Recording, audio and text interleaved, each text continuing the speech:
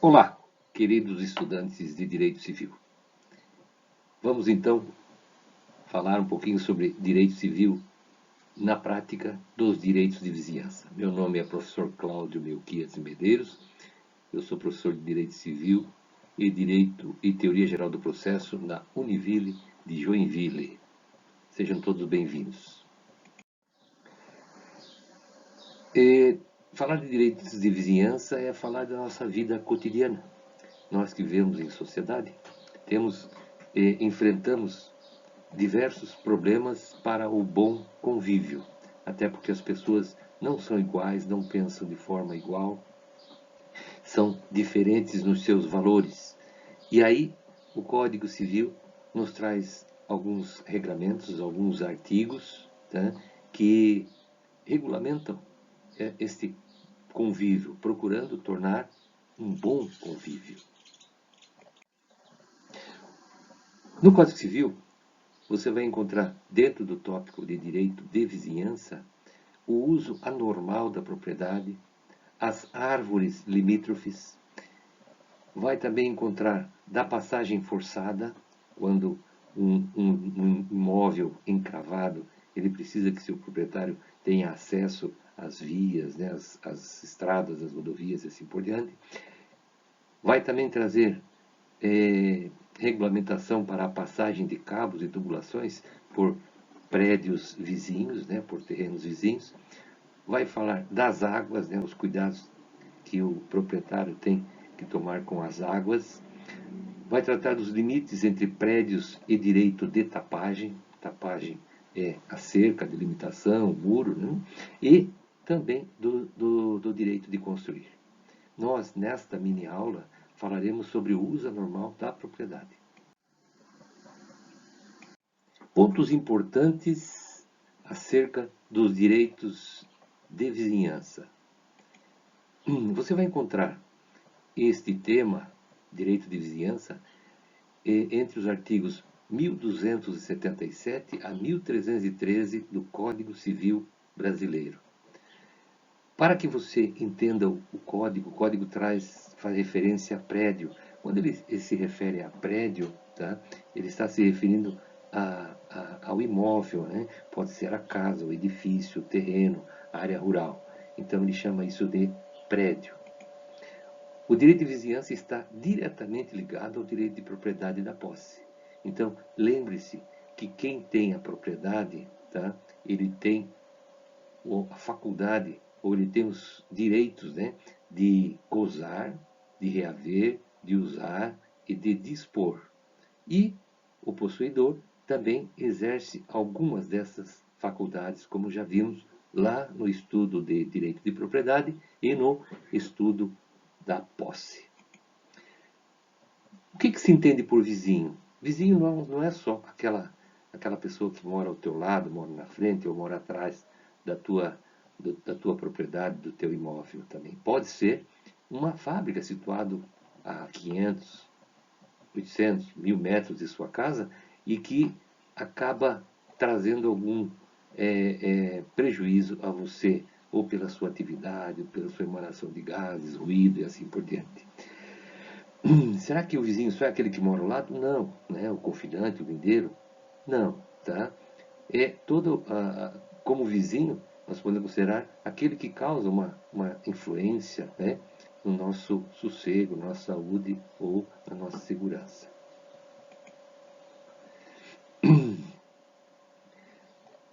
Como direito de vizinhança, nós podemos entender que há uma limitação ao uso pleno da propriedade e da posse. Apesar de nós termos aquelas faculdades, aqueles direitos, né, com relação à posse e à propriedade, nós temos limitação.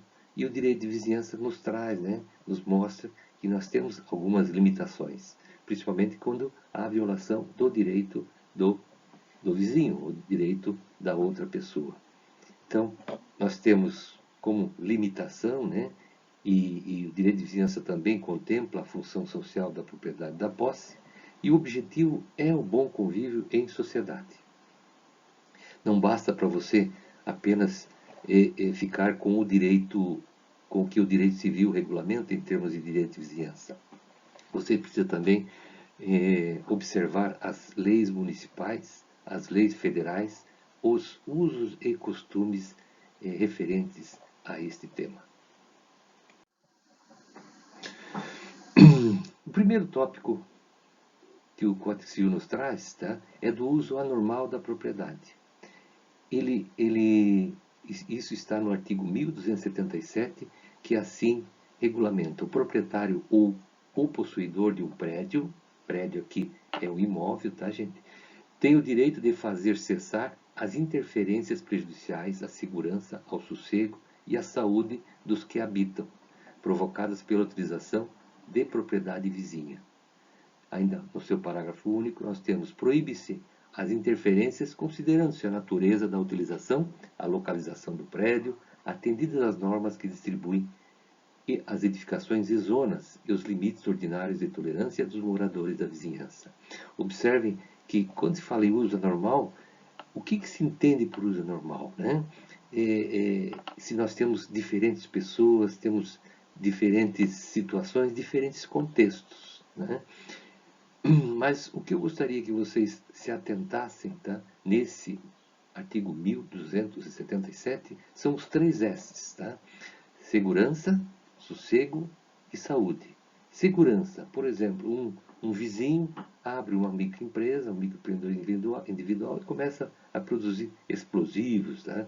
Ou aquele vizinho que constrói um muro com conhecimento próprio dele, sem conhecer as técnicas de engenharia. Isso representa uma ameaça à minha segurança como vizinho. Sossego, aquele vizinho que não se importa com o ruído excessivo, certo? Seja o ruído de uma empresa informal dele, seja um ruído de som, seja uma banda de rock que treina, né, na própria casa, né, do proprietário da banda. Isso traz prejuízo ao sossego dos demais vizinhos. O outro S é o S de saúde, né?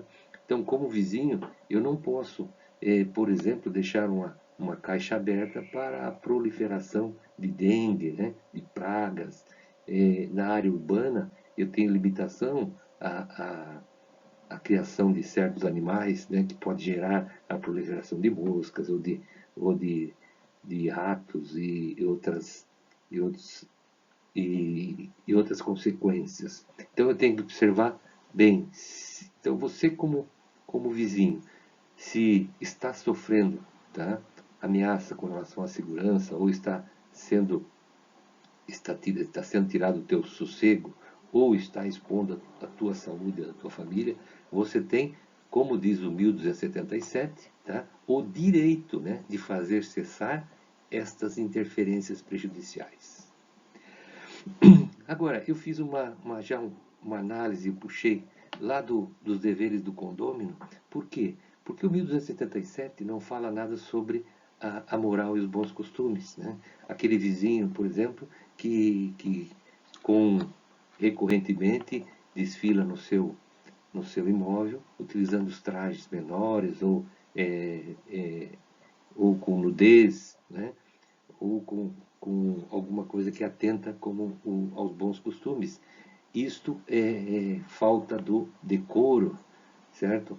E o 1277 não prevê nada para isso, que possa proibir esta conduta inadequada desse vizinho. Porém, o 1366, que fala do condomínio edilício, ele diz o seguinte no seu inciso 4º: dar às suas partes a mesma destinação que tem a edificação, né? Ou seja, são deveres do condomínio, inciso 4, dar às suas partes a mesma destinação que tem a edificação, e não as utilizar de maneira prejudicial ao sossego, à salubridade, que é a saúde, né? E segurança dos possuidores, ou aos bons costumes. Então, tem uma previsão nesse 1336 quando se trata de condomínio edilício. Por quê? Porque os condôminos compartilham, né, áreas comuns. Então, não fica bem, né, um condômino desfilando de trajes sumárias ou uma condômina desfilando de topless e assim por diante, né? Porque atenta contra os bons costumes. E aí, é claro que no condomínio edilício, num edifício, há possibilidade de aplicação de multa, etc., já previsto no próprio Código Civil e no que diz também os regulamentos internos do edifício. Ainda sobre o uso anormal da propriedade, nós temos o 1278 que prescreve o seguinte: o direito a que se refere o artigo antecedente não prevalece quando as interferências forem justificadas por interesse público, caso em que o proprietário ou possuidor, causador delas, pagará ao vizinho indenização cabal. Observe, então, o interesse público como supremacia, né? Supremacia interferindo no teu direito de vizinhança. É o caso que pode afetar teu sossego, a tua saúde ou a tua segurança, por exemplo, a instalação de um cemitério ou a implantação de um crematório ou ainda uma estação de tratamento, né, de resíduos ou um presídio, uma penitenciária, por exemplo. Isso vai trazer efeitos, vai causar efeitos à tua vida, até a valorização do teu imóvel e assim por diante. Observe que o 1279 ainda diz o seguinte, o artigo 1279, ainda que por decisão judicial devam ser toleradas interferências, poderá o vizinho exigir a sua redução ou eliminação quando estas se tornarem possíveis. Mesmo com a decisão judicial para a implantação de um equipamento desse, né, de um cemitério, de um crematório, ou que haja também a definição judicial acerca do teu direito, né, a saúde, o sossego e a segurança, e ainda permanece, você ainda continua com esse direito de exigir que se reduza ou se elimine dentro do possível. Tá? Então isso é possível observar, por exemplo, em fábricas, né, que já estão, que ainda não foram, não tenham sido transferidas para uma área de zoneamento industrial, elas deverão instalar sistemas de filtros, sistemas de redução de ruídos, né, para que o direito de vizinhança, a paz, a saúde, o sossego, a segurança sejam mantidos.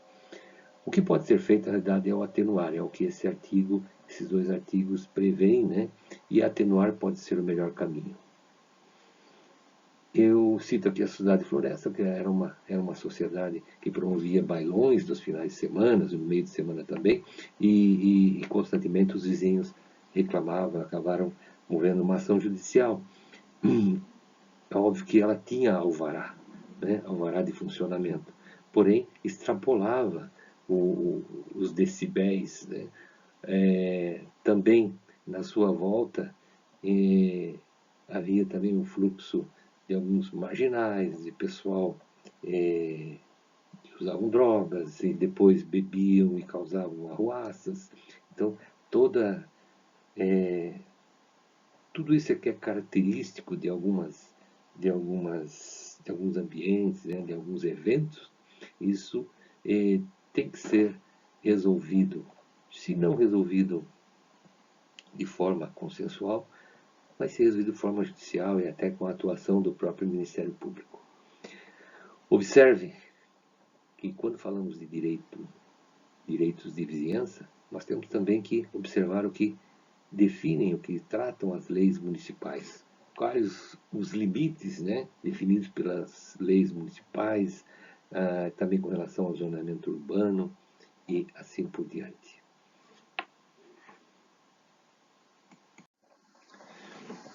Por sua vez, o artigo 1280 define que o proprietário ou o possuidor tem o direito de exigir do dono do prédio vizinho a demolição ou a reparação deste quando ameace ruína, bem como lhe preste caução pelo dano iminente. Aqui um caso típico de ameaça, né? Ameaça de provocação de um dano. E aí o proprietário tem o direito de exigir a demolição ou a reparação. E se o proprietário, o vizinho, proprietário dessa condição insegura, né? É uma condição insegura que está existindo, nada fizer, cabe então ao ameaçado, ao vizinho ameaçado, a, a chamada ação de dano infecto. Tá?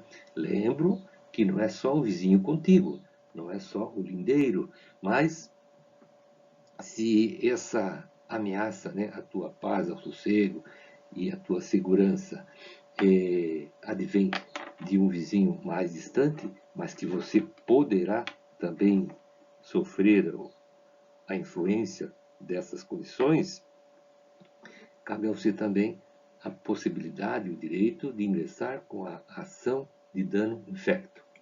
Dano infecto é um prejuízo presumível, eventual, que está para acontecer em breve, né? Existe uma brevidade. É o prejuízo eventual, possível ou iminente que aponta para um risco de dano e tem como exemplo prático o risco que corre um prédio pela sua contiguidade com outro ameaçado de ruína. Então, você tem duas residências, ou tem um prédio, um edifício antigo que ele apresenta ruínas, tá? Ele pode vir a causar um prejuízo não só de danos materiais, né, mas de danos pessoais. Há necessidade de uma rápida intervenção acerca desse assunto, desse tema, para cessar esse risco, certo? Ou para atenuar esse risco, ou o vizinho deve prestar uma caução que compense, que repare, né, o possível dano que pode vir a acontecer. É óbvio que se no campo da negociação não for possível achar uma solução, o caminho judicial é o caminho que o Código Civil autoriza. A ação de dano infecto é utilizada para fazer cessar o dano. Por exemplo, prédio que solta pastilha em cima de seu telhado e entope as calhas. Tá? Não, se isso for só um exemplo, mas não só pastilhas, mas telhas, tijolos. Né? Com o passar do tempo, os prédios vão deteriorando, as paredes vão deteriorando, existem filtrações, há o enfraquecimento, né, das colunas, dos alicerces. Isso pode, então, vir a representar uma ameaça, um risco. A parede que apresenta o risco de ruir, certo? É também uma ameaça à tua integridade. Queridos estudantes, fiquem com Deus, se inscrevam no meu canal e cliquem no sininho. Um forte abraço a todos.